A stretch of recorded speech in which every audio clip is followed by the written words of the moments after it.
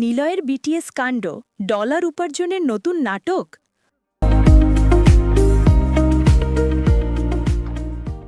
বর্তমান সময়ের জনপ্রিয় অভিনেতা নিলয় আলমগীর এবার ঝড় তুলেছেন এক নতুন আলোচনায়। তবে কোনো নতুন নাটকে নয়, বরং নাটকের বিহাইন্ড দ্য সিন ভিডিও নিয়েই।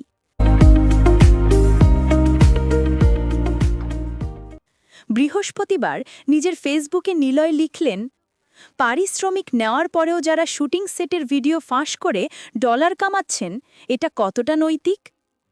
এখন তো প্রশ্ন একটাই, ডলার কামানোর এই নতুন স্কিল কি এখন approved skill development course?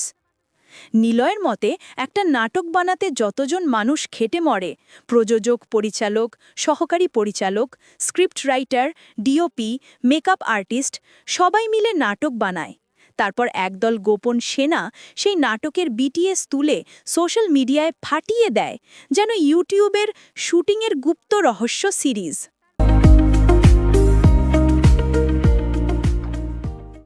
Niloy আরও বললেন, প্রযোজক টাকা ঢালে, সবাই পারিশ্রমিক পায়, আর কিছু চতুর ভাইবোন সেট থেকে ভিডিও নিয়ে ডলার গোনে। সবচেয়ে মজার অংশ, তিনি দাবি করেছেন এই গোপন বিটিএস গ্যাং আসলে সহকারী পরিচালক বা ডিওপির সহকারী। যদি নিজেরা না পারে, তাহলে অন্য শিল্পীর পেজ থেকে ভিডিও চুরি করে নিজেদের সিক্রেট ইউটিউব চ্যানেলে আপলোড করে। শেষে নিলয় হুঁশিয়ারি দিয়ে বললেন, একদিন যদি প্রযোজকরা আইনি ব্যবস্থা নেয়, তখন কিন্তু বিহাইন্ড দ্য সিন থেকে সরাসরি জেলে যাওয়ার সিন হয়ে যাবে। পুলিশ!